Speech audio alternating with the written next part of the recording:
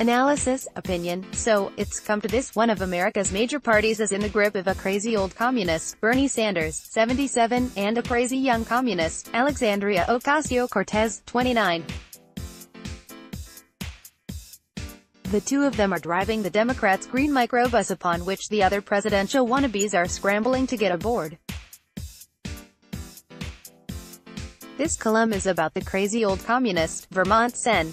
Sanders, who just announced his candidacy for the presidency and raised $6 million. He prefers the less scary term Democratic Socialist. But his Marxist economics, Marxist cultural activism and well-documented support for communist causes, such as Fidel Castro's revolution in Cuba, speak volumes. Quicker than you can say Joe McCarthy, this will be dismissed as another Red Scare. But even though truth is not much of a defense in this fake news era, let's look at Mr. Sanders' background, and you can make up your own mind. At the University of Chicago, Mr. Sanders was a member of the Young People's Socialist League. In 1963, he lived in Israel at Kibbutz Sha'ar HaMachim, KSH, which was co-founded by Aharon Cohen, who was arrested for spying for the Soviet Union in the 1950s. According to DiscoverTheNetworks.org, the founders of KSH referred to Joseph Stalin as the son of the nations, and a red flag was flown at outdoor events held at the kibbutz. Sanders stayed at KSH as a guest of the Zionist Marxist youth movement Hashomer Hatzair, HH, which pledged its allegiance to the Soviet Union. HH founder Yaakov Hazan lamented Soviet mass murderer Stalin's death in 1953, saying, "His huge historical achievements will guide generations in their march towards the reign of socialism and communism the world over." In 1971, Mr. Sanders joined the Liberty Union Party, LUP, which called for a government takeover of all U.S. banks and private utility companies. In the mid-1970s, Mr. Sanders headed the American People's History Society, which journalist Paul Sperry describes as an organ for Marxist propaganda. As mayor of Burlington, Vermont, in the 1980s, Mr. Sanders hung a Soviet flag in his office in honor of Burlington's Soviet sister city, Yaroslavl, where he honeymooned in 1988 with his second wife, Jane O'Meara Sanders. Mr. Sanders set price controls, raised taxes and placed restrictions on the rights of landlords. He named Burlington's softball team the People's Republic of Burlington, and its minor league baseball team the Vermont Reds. Remember, he's just a Democratic Socialist. In 1980, he backed for president Socialist Workers' Party candidate Andrew Pulley, a Marxist who called for a government takeover of America's energy industry. According to Accuracy in Media, Mr.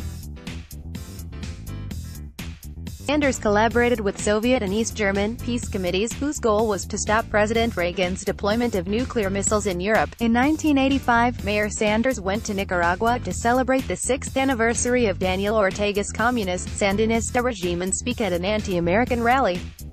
He arranged for Burlington and Puerto Cabezas, Nicaragua, to be sister cities, and also visited communist Cuba. When Ortega orchestrated mass arrests of critics and shut down opposition media, Mr.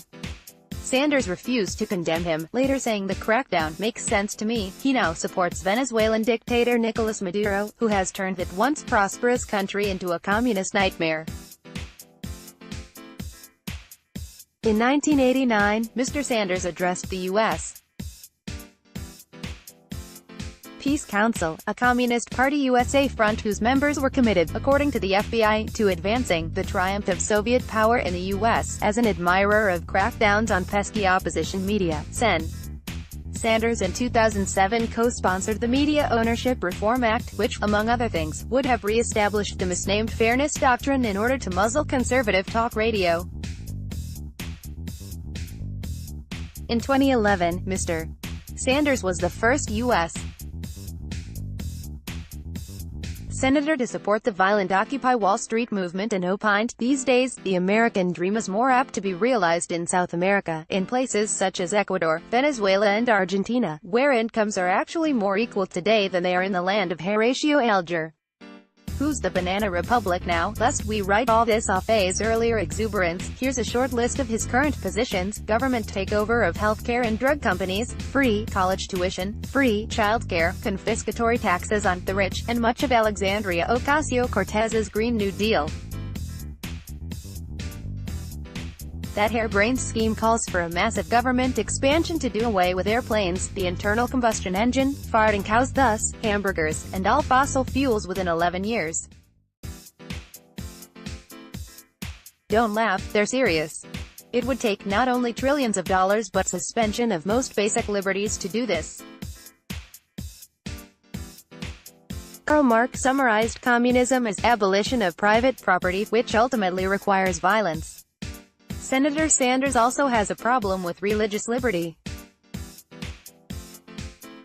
In June 2017, he assailed the Christian faith of Russ Abbott, President Trump's nominee to be deputy director of the White House Office of Management and Budget. There's much more, but it should be clear that Democratic Socialist Bernie Sanders is a communist in sheep's clothing. Robert Knight is a contributor to The Washington Times. The Washington Times welcomes your comments on Spot.im, our third-party provider.